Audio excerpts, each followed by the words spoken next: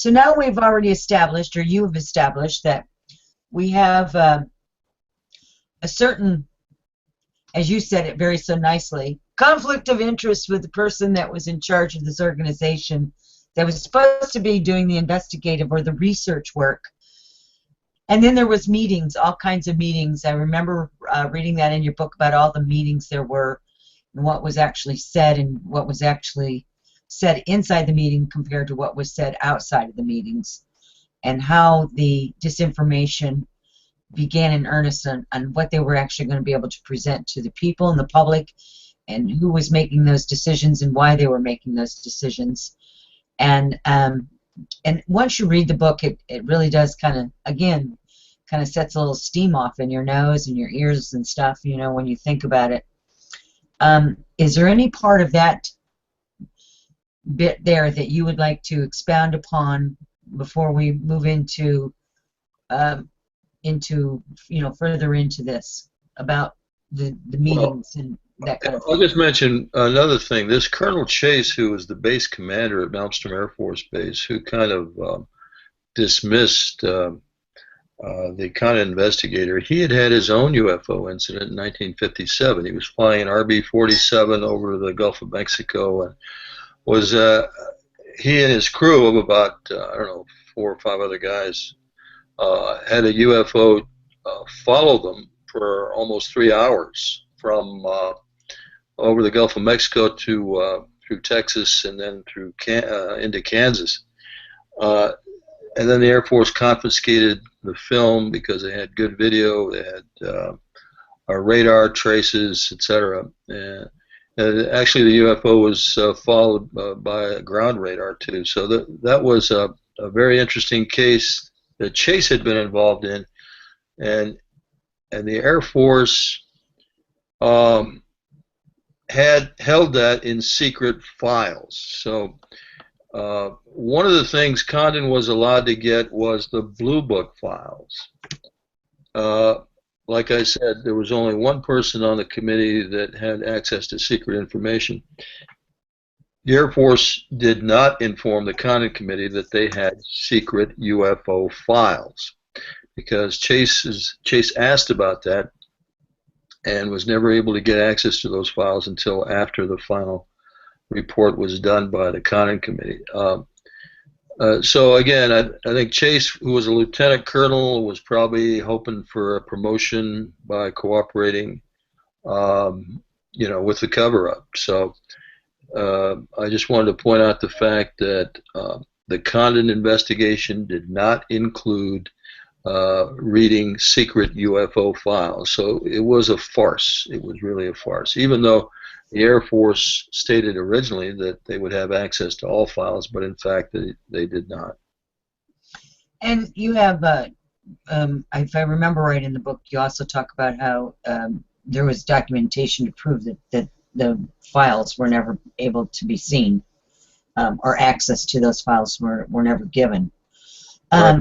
You mentioned Project Blue Book, and at some point tonight, what I'd like for you to do is, there was a project before it became Project Blue Book, and then there was 2 other project names for same or similar projects. They just kind of renamed them, and just so that when people are listening, if they have all of these names, because I know some of the other names are out there, and if you can also decipher what difference it is by the, you know, what difference there was, if any, between the 4 different projects, even though they're all involving same or similar content. Okay. Yeah. So it was hard to get that thought out so that it kind of somewhat made some kind of sense. Okay, 1947, I think Blue Book started about in 1947 under what was called Project Sign, S-I-G-N. And during Project Sign, the head of the Air Force became a separate service in 1947, but General Hoyt Vandenberg was head of the Air Force and asked for an estimate of the situation on the UFO question.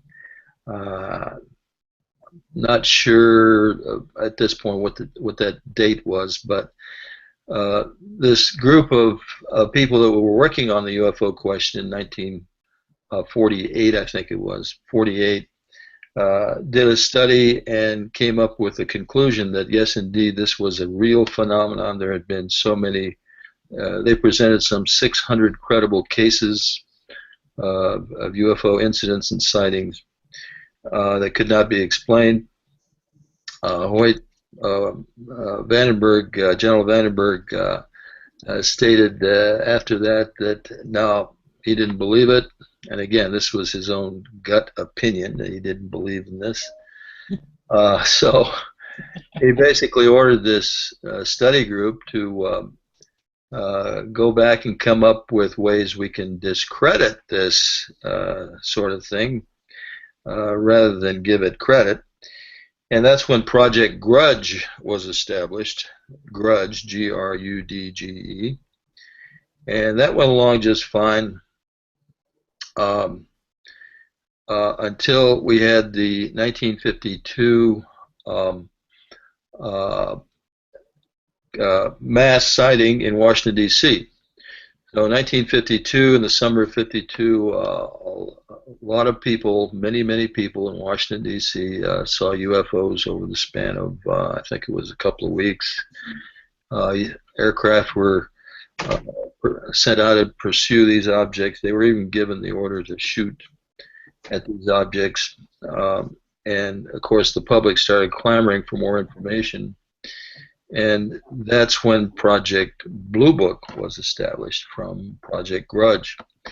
And the next major incident that happened in 1953, and again, Blue Book was supposed to study the UFO phenomenon. Publicly, that's what they said, but underneath the public persona of Project Blue Book was this edict, basically. I'm getting all this information from a book written by Edward Ruppelt, who ran Project Blue Book from the beginning. But basically, he was being directed not to promote the phenomenon as real, but just to say that it was a study group. 1953, the CIA gets involved. They form what's called the Robertson Panel with a bunch of scientists, and this was a classified meeting with, so it was a secret meeting with some scientists, supposedly, and as a result of that, it was decided that there would be a disinformation effort, if you will, done to put the UFO phenomenon in a bad light, basically. And again, this is where you hear from people like, the scientist who worked for Blue Book, I can't remember his name right now, but right, talking about swamp gas and the planet Venus and things like that. They came up with all kinds of stories to discredit statements by witnesses. Okay, so before you go further, let's delve into this just a brief moment. And what was their kind of justification for the disinformation? Why they did not want people looking at it? Was that specifically ever discussed, or not officially put on records that you are aware of why you think that they did not want the general public? Well, of course, they did not want to answer the public's questions on this. Like I said, there had been by 1953 there had been many incidents. There had been a movie, actually, a amateur film about UFOs flying, in fact, over Great Falls, Montana in 1950.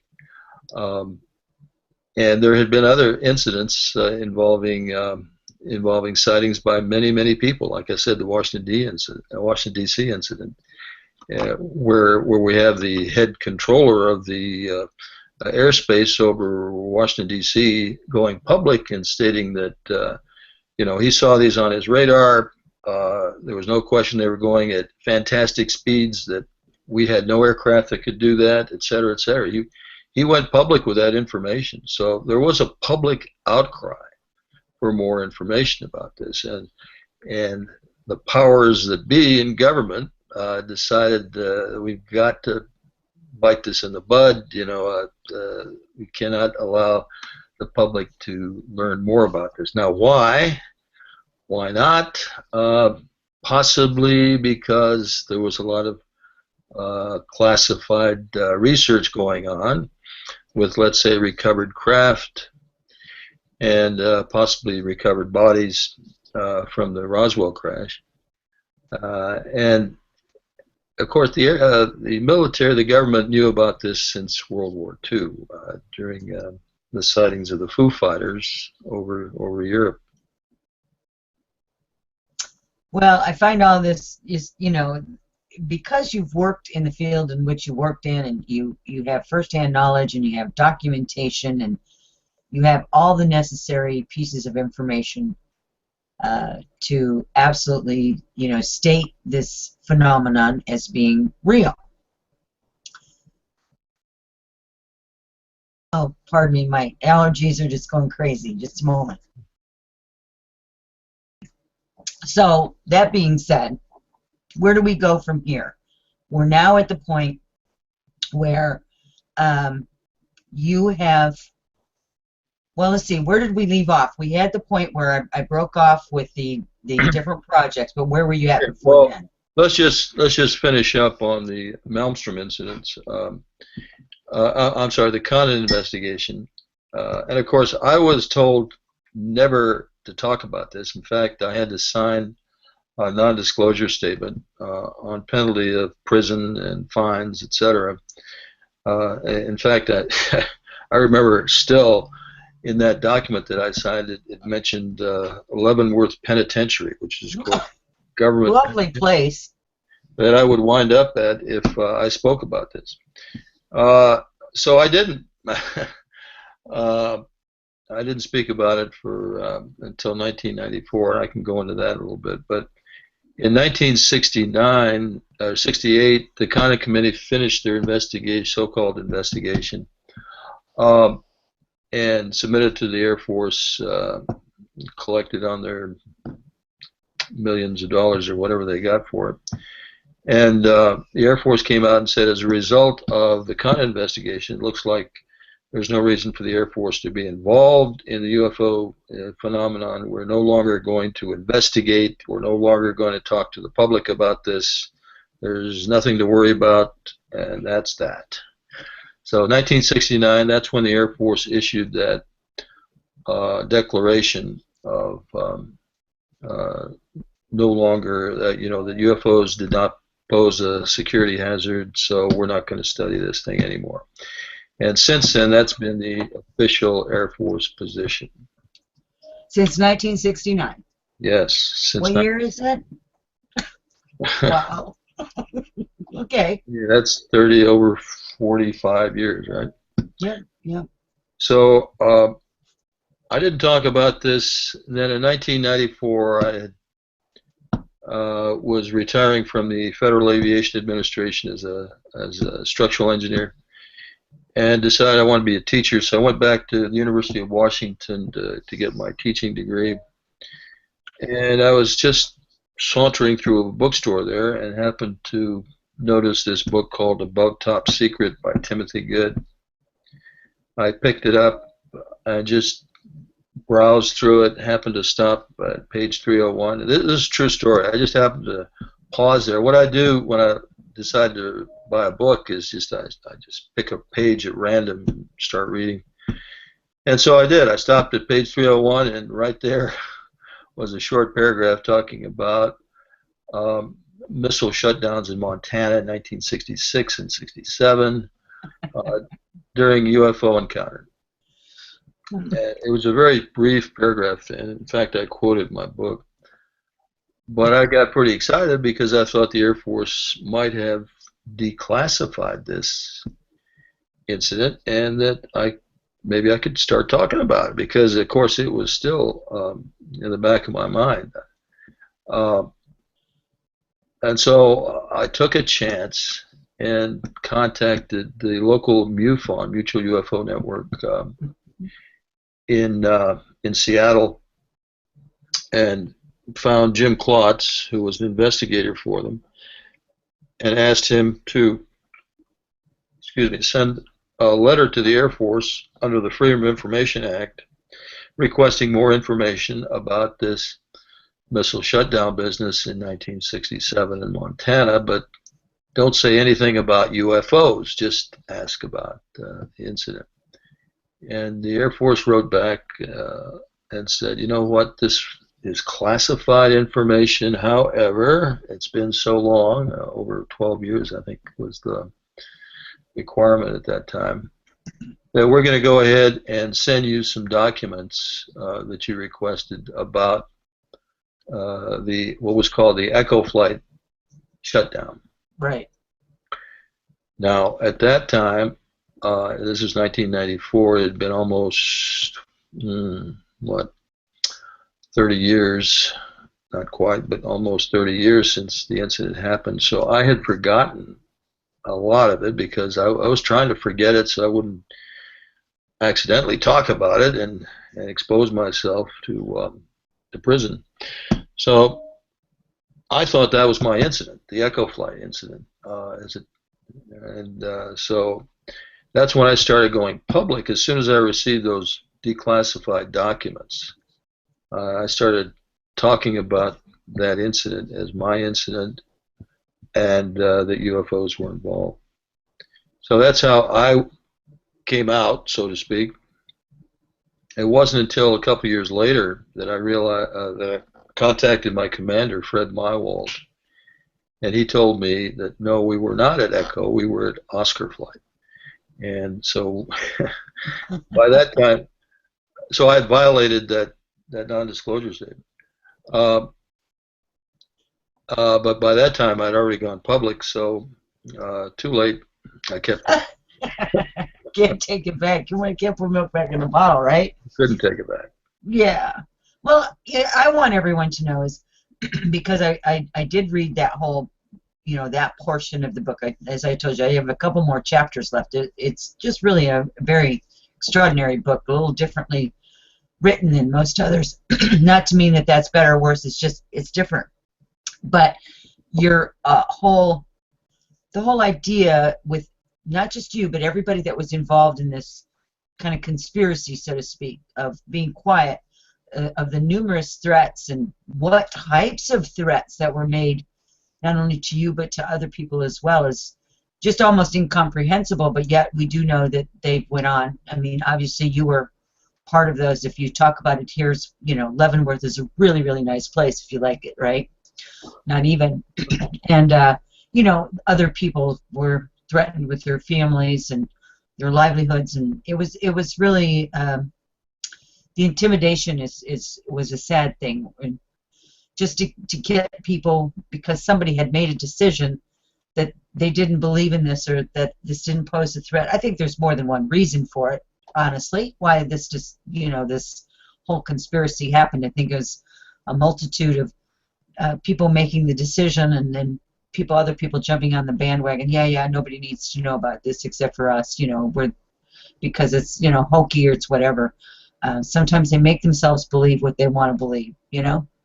But I think people really owe it to themselves, Robert, to read to read your book and to really read all of the pieces in the very beginning of the book as to what happened to you and to other people specifically on how they made you keep quiet about it. I'm glad you said that. Yeah. I think I've got a very well documented case, not only of my incident. I've got many witnesses supporting my statements, witnesses that have actually written affidavits under the valid signature affidavit, legal documents stating in support of some of what I've said, and also the documentation I have about the cover-up. all this is very well documented, if I do say so myself, but I think it is one of the most documented cases out there. And it's what we really need. And you know, I was kind of remiss at the very beginning, Robert, because I know that there's a lot of people out there that are listening that may be somewhat familiar, a lot of people that could be a lot familiar with your work, and others that may just now be introduced to the work that you've done here in your book on Identified the UFO Phenomenon.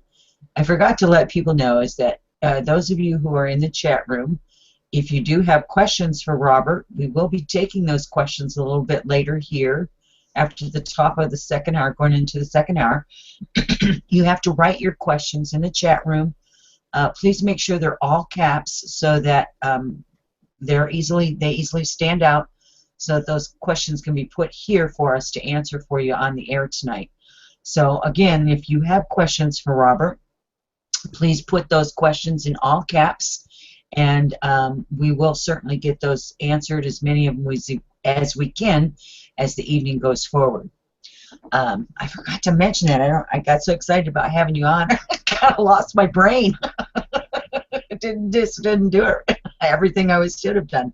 Anyway, I think was probably the most, getting back to your book, I think that was probably the most significant thing to me about the book was the way it was written, and the fact that you have all this documentation, and you went back to all these other people that you served with, that you spent time with, that you knew that held certain positions or offices or titles, whatever the case may be, and you went back to them, and there was other people willing to help you as well to bring out this documentation, to bring it forward. And you know, those people there, you know, thanks to them, my hat's off to them as well, because there's so many people out there that require this documentation to say there's been no cover-up, there's been no conspiracy, when in fact there's been one of the biggest ones that's ever been played upon this country, if certainly not humanity, in many ways. So that's my 2 cents on that. All right, let me just quickly mention, because people are probably wondering how it is that Timothy Good made that statement in his book that I saw in 1994. And it turns out that Ray Fowler took a great courageous risk, because he was still working for Sylvania at the time, gave an interview to the Christian Science Monitor in 1973. So this was a few years after the 67 incidents. And in there he declared that the shutdown of the missiles in Montana was associated with the UFO event, because he was so incensed that this had not come up in the Condon investigation. And so, even though he had told Condon about this. So the Christian Science Monitor published it.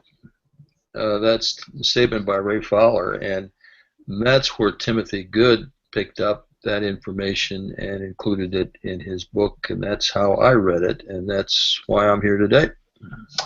Yay! See, there's a divine purpose in all things. I really do believe that, Robert. I believe that things play out exactly how they're supposed to. What a beautiful little scenario there, eh? Yeah. For sure, for sure. Well, we've got about 5 minutes or so before we're going to take a couple-minute break here at the top of the hour. What would you like to maybe explain and then set up for the second half of what you might be presenting to the audience? I think that might be a good thing. I think it'd probably be good maybe if I just briefly recounted some other incidents which we have records for and witnesses for, involving maybe nuclear weapons. You know, we can talk about some of those. Sure, go ahead. Yeah, great. Well, I thought you wanted to set this up for the... Oh, you want that for the second hour? Okay, yes. Oh, yes. You know, the nuclear thing, it's a topic to me that's it kind of gives me the willies in a way. I remember when I was a kid and I heard about them building nuclear power plants, right? Yeah. And I didn't know anything about physics or chemistry or science or anything in those days. I was just a little kid. And I just remember thinking that's just a really bad idea. Just a really, really bad idea to mess with. And I knew nothing about what nuclear power meant or what it was, at least not in this conscious mind, right? Somewhere I knew it wasn't correct. And, you know, it's shown itself nuclear is one of those things that you need to have ultimate respect for and understand what happens when you use nuclear weapons or nuclear power. And I think that's a huge statement for these ETs or UFOs, whatever you wish to call them, you know, taking out those guided missiles. I think it's just a really nice message saying you guys don't need to be doing that. Just my opinion, right? But I can't wait for you to talk about them because I think it's really going to really lend a lot more information for the audience so that they can put together some more of this puzzle piece, because it really makes a lot of sense, especially with even what's going on here today at this time, because you're talking about what's happened, and this is some of this stuff is still going on, is it not? Absolutely, it's still a critical issue that humanity has to face. We've got so much nuclear material out there.